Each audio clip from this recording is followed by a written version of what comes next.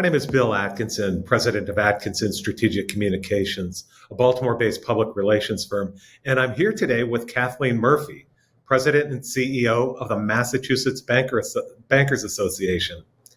Kathleen, it is great to see you. We go way back, and I'm so happy you are here today with us at CityBiz. Thank you so much, Bill. It's wonderful to be with you again. All right, let's jump into it. Can you provide an introduction to the Massachusetts Bankers Association? Number of banks, how big? Yeah, so the Massachusetts Bankers Association represents FDIC-insured banks, and our members range from community to regional to large nationwide companies. The banks in Massachusetts hold about $560 billion in deposits and about 2,000 branches all across the Commonwealth. There is a state bankers association in every state in the U.S. And I often say that they come in three tiers, small, medium, and large, depending on the size of the staff, the size of the budget, the number of banks. And so Massachusetts is really among the top tier of these associations, and it's just such an honor to represent the banks here in Massachusetts. We have about 70,000 employees in the banking industry within our membership, and our membership is primarily Massachusetts-based companies, but also we have regionals in other New England states, community banks in other New England states as well.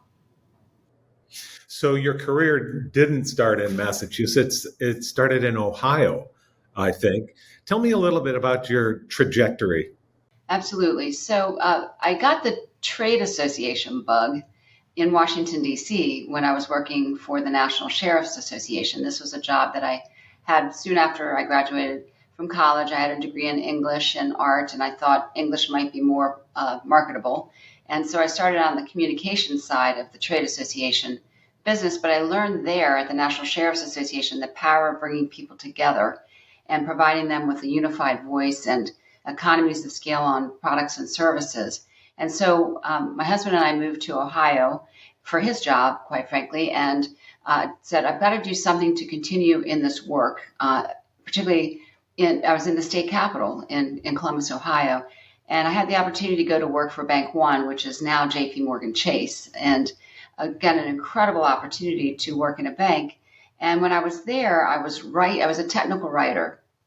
So I would take what the engineers in our card services business were doing, and I had to translate that into users' manuals for the end user, which were community banks and credit unions. And so, again, the work was good. I learned a lot about the banking industry, but I really missed the people interaction. And so back then, you looked for want ads, and there was something in the Columbus Dispatch, I believe it was, about an opening at the Ohio Bankers Association as Director of Communications. So again, I had the wonderful chance to work there. Again, saw a terrific association. I was a director of communications at the time when there were significant failures of savings and loans in Ohio. And so my job really at that period of time was to reassure the public that your money is safe in the bank. And so then had an opportunity to move back to the Washington, D.C. area. My husband's family, my family were both from there.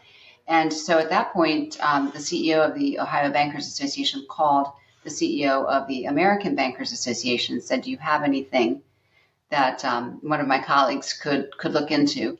And there were three opportunities. ABA is a very large organization, about 350 people, nationwide, presence, one of the premier trade associations in Washington, D.C. And so had an opportunity to be considered for a marketing role, a public relations role, and then a role where I would be helping to lead a group called the Community Bankers Council. And that to me felt like an association within the association. And so that was the avenue I chose. And again, really got to know the wants, the needs, the perspectives of community bank CEOs from across the country. These were 100 high-performing community banks from every state in the country. And did that for 13 years, served on all kinds of amazing task forces and initiatives, including the Y2K date change and some of these things we talk about at that point. So from there, I had the opportunity to move to the Maryland Bankers Association And again, we're all separate and autonomous. We're not chapters of the ABA, separate organizations. So they had a search process, and thrilled that I had the opportunity to go to work there, and was CEO of the Maryland Bankers Association for 21 years. And that's where I really learned to be a better advocate. I'm in the true sense of the word. I was the primary lobbyist for the association, very involved at the state level in particular, as well as at the federal level, and loved what I was doing there, and often wondered if I could take this experience and bring it to a larger platform. And so that's when my dear friend and colleague, Dan Forte, who led the Massachusetts Bankers Association for a very long time, announced his retirement. And so that created an opportunity for consideration here. So joined the Massachusetts Bankers Association in 2020, right in the midst of the pandemic, which was a very interesting time to try to move across state lines. But we made it work, and just celebrated my third anniversary last week. Congratulations. That is so you're talking to someone who's written about banks for 21 years at various newspapers. What is it? And I swear, I think we overlapped in Columbus. I was there in the... We must have. Yeah. When were you there, in the mid 80s or? Yeah. I was in Columbus at Business First. And there was something about Bank One. It was this kind of up and coming, innovative regional bank, which was really kind of taking that region by storm. But what is it about banks that has intrigued you? What is it that you really like? And then I'll tell you why I like banks. Okay. All right. Great. Well, as I often say, there's 6,000 trade associations in the United States, and they represent everything from, physical therapists to physicians to the egg producers to milk producers. And I say every day that I am so fortunate to represent the banking industry, because banks, when you look across communities and across the entire country, across the Commonwealth of Massachusetts, if you see a strong community, you're going to see a strong community bank. And likewise, if you see a strong community bank, you're going to see a strong community, because bankers provide leadership within those communities. It's more than being there for financial services for consumers and businesses. They truly are there to help their communities succeed. And in many situations, officers of banks are required not only to be involved in nonprofits in their communities, but to be in leadership capacities within those nonprofits. And yes, it's an important source of referrals and that sort of thing, but they truly do it because they care. And to have the opportunity to represent people who every day they wake up and say, how can I make people's lives better? How can I make this community better? I see no greater honor than to represent them. And I've seen that over my entire career, and it's something that has inspired me and that has really energized me and really kept my focus and my passion for this industry. Yeah. And that's what I saw. Banks are this engine that really can help the economy. And I covered community banks, and some of the bankers that I met, they were the most fascinating people. They were involved in every aspect of their local community. And I really love that. Tell us a little bit more about the association. It was founded in 1905. And what are some of the highlights or claims to fame with the association, if there are any? Yeah, well, there are. Interestingly enough, the first commercial bank, the first savings bank in the United States were created here, the first NOW account, the first Truth in Lending account. There were a lot of firsts. And in fact, the association is a combination of two other associations prior that merged into the association. And the CEO of one of the prior associations said, if Massachusetts, where Massachusetts goes, the nation follows. And that has been the case from the founding, of our country. And so, there's a lot of firsts here in Massachusetts. And now it's interesting that we're not the oldest state bankers association. We were founded in 1905. Maryland was 1896. ABA was 1875.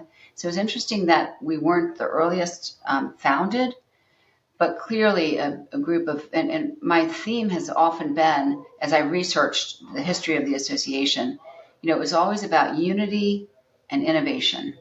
And so our founding bankers, the bankers who founded our association, said, through unity we're stronger. And that's the case today. I mean, it was such an important statement, and one that has carried forward. And then being innovators, I mean, that is what banks are constantly working to do. And interesting, you have banks on different spectrums of that. You have some community banks that say, I don't want to be on the bleeding edge, but I'd like to be on the leading edge. And you have other banks that are willing to foray into things that smaller, let's say smaller or less, or organizations that maybe are less comfortable being leading are doing the research and others can learn from. But we have been an innovative state here in Massachusetts, and it's been exciting to see that those two themes continue. You better explain the Now account especially for a rusty banking reporter. Okay, well, yes. So it's negotiable. What is it? Negotiable on, what does it stand for? It's a savings account, basically. It's a savings account where your funds are available immediately. So I think that's the now. It's a form of a savings account. Yeah. Because it used to be, it was just literally, you had a passbook savings account. You would go into the bank and you put your funds in the bank, and then the passbook was filled out, almost like a check ledger. And then you'd go in and you take money out and they record it back on that. So that was it. You put your money in and then it would be lent out. But as new products and services developed, they got certain names. So that was one of the names. I'm going to take a risk here. Was it negotiable order of withdrawal? Was that it? I'm taking a risk. It could be. I better look it up. I just called it a Now account, but true. Not everyone knows what a Now account is. Yeah, exactly. What are some of the highlights, or what are some of the big issues that you face in Massachusetts? And I kind of want to jump back to a few months back, Silicon Valley Bank really rocked the nation. Was there any impact in Massachusetts? Yeah, absolutely. Silicon Valley Bank and First Republic were both based in California. So one would wonder, well, what does that have to do with Massachusetts? Well, Silicon Valley Bank had acquired a bank here in Massachusetts called Boston Private, which did a lot of affordable housing. And even after that acquisition, which was about 3 years ago, Silicon Valley continued with that brand, that Boston Private brand, and were very involved in affordable housing. Because of our innovation economy here in Massachusetts, you have, Harvard, you have MIT. There's a lot of venture capital work that is going on in this economy. So Silicon Valley Bank was was among the top 12 banks in Massachusetts, as was First Republic.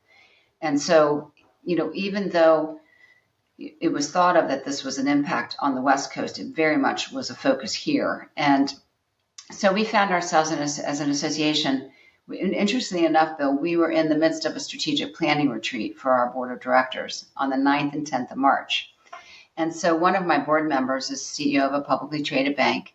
And he, on Thursday evening, he said, Kathleen, I don't know if you've been following what's happening with these regional banks. And just on the periphery. But by Friday morning at 10, the FDIC had taken over Silicon Valley Bank. So our retreat took a little bit of a different turn on that day, although we were close to wrapping up anyway. And so immediately we started getting media calls. And so I think in some corners of the United States, the view was that we want to be cautious about how we communicate about this so that the traditional banking industry, which we represent, is not somehow painted with the wrong brush. However, here, there was such a focus on the institution. What did it mean to affordable housing? What did it mean to the innovation economy? That we had to be outspoken about it because we saw members. Also, they were very proactive. Our member banks were very proactive on starting on that Friday, communicating with their customers about how their strength, how they're different. They're much more diversified institutions than those two banks that failed. They had very strong asset liability management. They were managing their investment portfolios in a different way. So the banks were communicating on their own with the public we were very accessible to the media to be able to tell that story. And quite frankly, the media wanted to tell that story because we have 130 banks in Massachusetts. And these were two institutions that had, that ran into their issues, which are very different than what a traditional bank is facing. And the other thing that we did, Bill, at that time was really work to educate the public through and reassure the public through the media about the role of the regulators when a bank fails. I mean, you never want to see a bank failure, but the process is an orderly process. Unfortunately, the flow of the deposits, because of the use of social media, which was, again, very different than anything we've seen in the past, it happened so quickly that the acquiring institution wasn't able to be stood up as quickly as it normally would be in a orderly failure. And so we did see, so as you know, the bank failed on Friday, Silicon Valley failed on Friday, and on Monday morning they had not yet announced that JP Morgan Chase would be the acquiring bank. They did later that day, calmed everyone, but then when the same situation came up with First Republic, the acquirer was announced on the day, it was closed and it was open the next day. So we saw the media concern, the consumer concern, and we were constantly interacting with our members, surveying them on what they're hearing, and things started to settle down because they started to see this is the process, this is the role of the regulators. Of course, now the question is, where do we go from here? And there was a lot of conversation on Capitol Hill and with others about should the deposit insurance system be changed? Is $250,000 per deposit or per account the right number? And again, I applaud at least our delegation because we were on Capitol Hill very soon after those failures, just for a regular meeting that we were having. And our delegation was being very circumspect. They said, we want to see how this plays out. We don't want to make quick decisions. And it does appear that at this point, there's not a lot of appetite for making changes. So we'll see where this goes. But oftentimes, there's policy changes that come about as a result of these challenges. And we continue to be engaged with our policymakers. All right. So during Silicon Valley's issues, how did you connect with the state? Yeah. So we had a new governor who had just been sworn in literally weeks prior. And so immediately they set up a group of bankers, and the association, fortunately, was a part of that, to make sure they stayed very close to what was happening on the ground. And so we had regular conversations with her office and with the Secretary Howe, who was, incidentally, she came out of the venture capital world. So she was getting a lot of calls from her former colleagues, but it was very collaborative, and we were very connected. At the same time, in our state legislature, they also wanted to understand how was the industry faring, what were we hearing across the community. So that communication was really important, and quite frankly, allowed us to strengthen relationships, made them even stronger than what we had prior. Yeah. That also provides you an opportunity to really showcase how buttoned up the association is and the state's banking industry, which it sounds like you did. It did. And quite frankly, for me, Bill, it's been 3 years, about a year and a half of it was pandemic, and things were not normal interactions with people. So for me personally, it gave me a chance to connect in a deeper way with people that I may have just worked with over Zoom or sort of tangentially at that point. And it gave us, a really strong voice on behalf of the industry. And as you know, so the association, I kind of picture us sort of like this linchpin between the public and the policymakers and our members. And so fortunately, both sides felt comfortable. They saw the role that we play. And I don't want to say I took out the playbook, but having been through the financial crisis in 2008, having been through the savings and loan crisis in Ohio, and then again in Maryland when I started there, you have to move cautiously, but you have to move quickly and proactively and make sure. But today is different because you've got social media, you've got the regular media, and we had to be prepared. We had statements that were prepared. We couldn't do every interview that we wanted to, but we made sure we did the right ones. And we feel comfortable that we got the right message out about the industry. Yeah. So, how much time do you spend on at the State House, and what are some of the important pieces of legislation that you're looking at for the remainder of this year and maybe into 2024? Yeah, absolutely. So, again, every state's different. So, Maryland, our legislative session was 90 days. Here in Massachusetts, it's 2 years. So, it's a very different process. And so, if you have a bill that's not been taken care of the first year, it can roll over into the second year. And but the pace is different too. It's we have about 8,000 bills that are introduced on an annual basis. They all get a hearing. I should say on a two year basis. They're introduced in the first year, but they all get a hearing. And again, they're often grouped together. So there's a hearing in the Financial Services Committee coming up that was focusing just on insurance. So we're waiting for. There's already been one on banking, but we're waiting for a lengthier one to come up here shortly because there are some deadlines coming up by which bills have to be moved out of the committee. I have a very strong government relations team. I should say I'm a part of a very strong government relations team. Our head of government affairs, Brad Papalardo, he came out of the legislature. He worked for our Speaker of the House when he was the majority leader. So he just knows the in and outs. He's an attorney and just does an incredible job of representing us.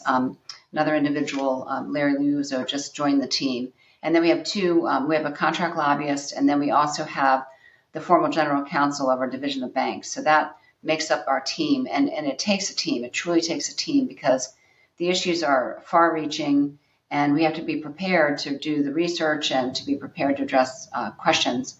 The hearings are different than what I've been accustomed to in the past, where literally each bill would be heard separately. Here, the committees hear them sort of as a group. And then you submit your written testimony, and then you really have to spend the time in conversation with the committee members and with the staff, and a lot of the work happens outside the hearings themselves.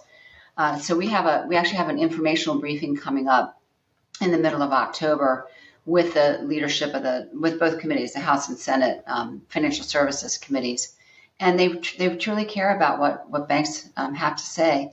What I find is that this legislature is very thoughtful. They don't react necessarily or act on something very quickly because they want to make sure they have all the facts. We have 12 bills that we've put in this year on behalf of the industry. We are following 380 bills this year. It's a massive amount.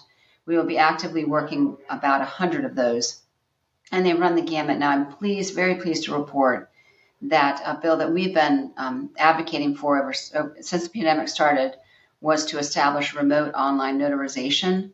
And so that has been signed into law. It's something that we advocated for. If we did not have the ability to do that, real estate transactions and other things would have stopped during the pandemic.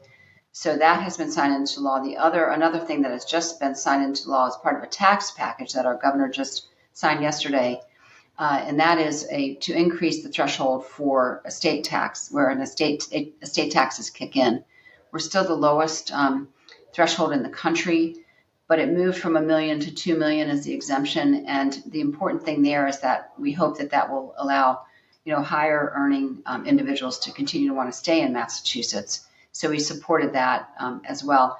The existing law said the minute you go over $1 million, the tax applies to the entire $1 million. This did away with what they called the cliff, so it doesn't kick in until after the $2 million threshold. So those are two things that have happened that we're very pleased about. But the legislation, and we really focus on making sure we defeat legislation that would hamper banks' ability to serve their communities and their clients. And then also we look for legislation that will allow banks to continue to innovate. And so if it's something on digital assets or making sure that it doesn't create unintended consequences for the banking industry. On some specific things we're working on, and we talked a little bit about fraud earlier. We are really looking at expanding some of the protections in the bank robbery statute to other types of financial crimes and a variety of things in that area. Also, very involved in some of the privacy legislation. Banks guard their customer information very carefully, and we have federal laws that we have to be accountable to. So we have to make sure that the state law does not inadvertently cause challenges with the bank trying to meet their federal requirements. Yeah, and fraud comes in so many flavors. And it can be just the basic note passing. I was in a bank. I was the only customer, and I saw a weird transaction taking place, and the teller was phenomenal. She didn't say anything, and the bank was robbed. When I was in there, I had to do an interview with the police. So and I was the only customer there. It looked kind of weird that it was a weird transaction from my vantage point. But there's cyber hacking. You have so much going on. I guess ranging from crypto to cyber hack stuff, and this is not criminal related, but artificial intelligence and climate change and ESG. How do you keep up with all of those massive issues? So again, excellent question. And exponentially, they've grown, I think, in terms of fervor and breadth. And so I spend a lot of time reading. I spend a lot of time connecting with my members, looking at what they're doing, particularly on the fraud side. They're spending a lot of time educating their customers. And, for instance, a bank will never ask you for your account number because they already have your account number. And, so it's really trying to arm the customer with information so that they don't fall victim to these crimes. And if it's too good to be true, it probably is. So, really understanding from them. Now, if we do find a bank is encountering something that perhaps they've heard another bank has encountered, a certain type of a fraud, they will contact us, and then we send out fraud alerts to our members to make sure that they're on guard for that as well. And then I mentioned the state bankers associations. We work together in an alliance, what we call an alliance of state bankers associations, and we meet at least every other week with the American Bankers Association. And that's where we keep up on a lot of these emerging trends, emerging issues.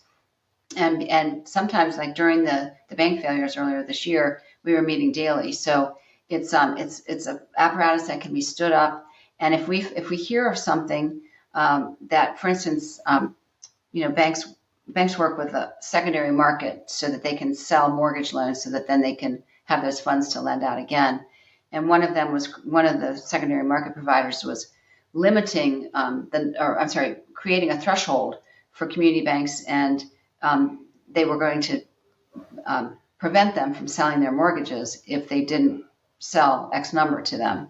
So immediately contact the ABA, and we were able to get some clarity around that, and the threshold was reduced so our members could still be involved. So oftentimes we're notified of something, and then we know to reach out to the American Bankers Association or the Independent Community Bankers of America to get sort of a national perspective and connections where perhaps we can't make those connections. So it's really just staying connected. Now, you mentioned climate.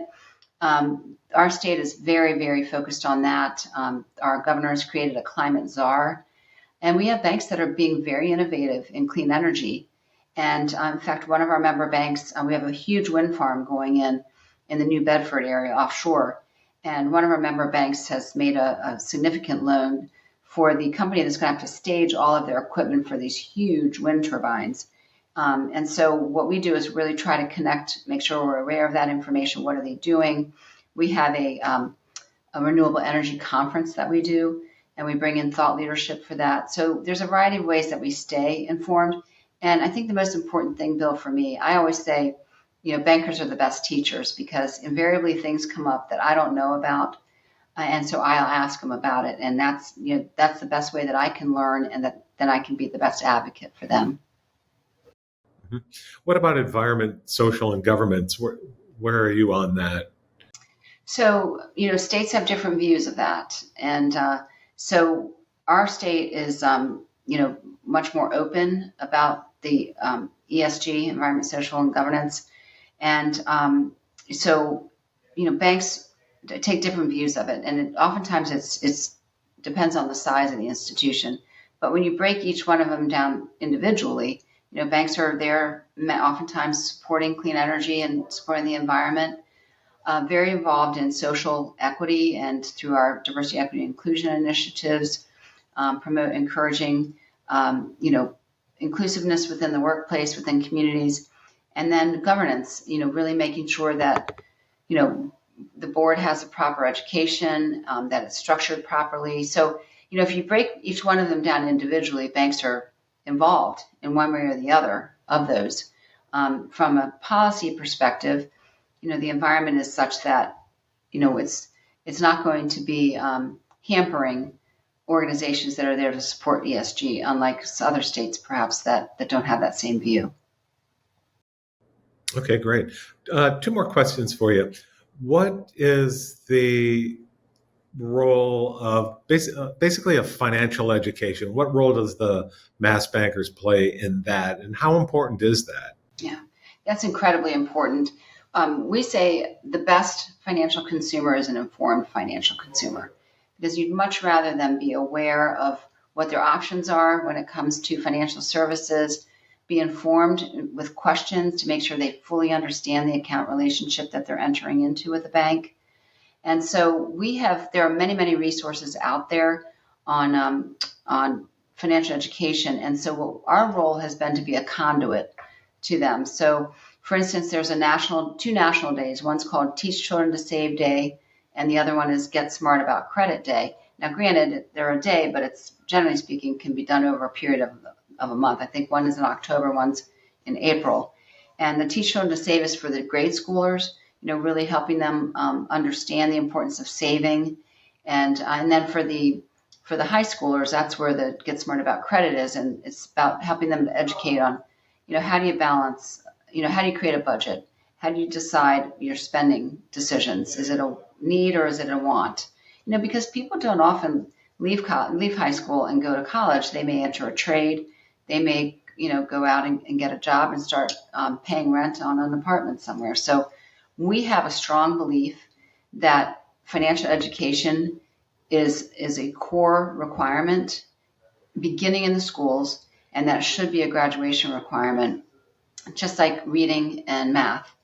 And so we have advocated for that. There's been legislation here in Massachusetts, but it's not yet a requirement. I think there's a concern, to fit in another mandate with everything else. But, there are many, many tools out there. The FDIC has their I think it's called Credit Smart curriculum. So there are many tools out there that our educators can look to if we were to see that stood up. One other point I wanted to make, Massachusetts has what's called a basic banking account. It's through our community banking. It's a community banking council, which is sort of a statewide group. It's not part of our organization. It's a statewide group that sets standards for basic banking accounts. And so many, many of our members provide those. And then that's very complementary to a national movement called Bank On.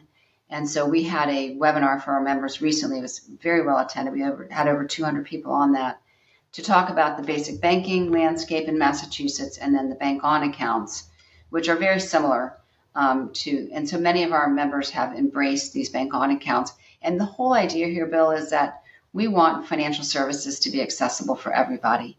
And in fact, the number of unbanked in the United States has continued to decline, which is, a real testament to the efforts of our industry, but also of consumers getting more comfortable with the ability to work with a bank and what their options are. All right. Kathleen, one final question. How do you see banking changing in the next, let's say, 10 years? That's a long projection, but what do you see happening? Yeah, it's interesting. In fact, I just did another call with a reporter yesterday about branches and, sort of are branches still going to be there even though technology's, people are adapting to accessing their financial services through technology. And so I do see banks continuing to provide access to financial services, how the consumer and business wants it, where they want it, and when they want it. And so the idea is for it to be ubiquitous. So if you have the need to go into a branch, as I often say, when my father passed away and I was the executor of his estate, I had to go into the bank to produce the paperwork. There are times when you have to interact with the individual at the bank. But there's other times that you can use technology to make a deposit, to access your bank account, to track, to move funds. banks have really embraced technology to provide financial services, but that's because the consumer wants it. So we will continue to be where the consumer drives us to be. At the same time, banks are being very innovative. We have banks in Massachusetts that are traditional community banks, but they have stood up digital banks that are providing that have deposit taking activities across the United States. So we have banks doing very innovative things when it comes to providing financial services, and they're testing different things out. I think that the environment will continue to be more complex, and so our role as an association with educating and providing those avenues for information will continue to be very important. I think things are definitely going to be continuing in this look of digital assets and blockchain for tracking transactions. The Federal Reserve just stood up a 24-hour called FedNow payment system, so I think we'll still continue to see evolutions in the payment system. But there will always be a role for traditional banks. And the good news is there's banks come in all shapes and sizes, and so the choice is there, tremendous choice here in Massachusetts as well as across the country. Depending on the type of, if you travel a lot around the world, then perhaps you want a international bank. But if you are a local business and you really want somebody to understand your business, you want that bank to help you grow, then a more locally based institution is there for you. Well, next time we'll have to delve into crypto and blockchain and the future, or it's here to some extent. It is. But it's been a pleasure speaking with you, and thank you for spending time with me and City Business viewers. Thank you so much, Bill. Wonderful to see you. And thanks, Kathleen.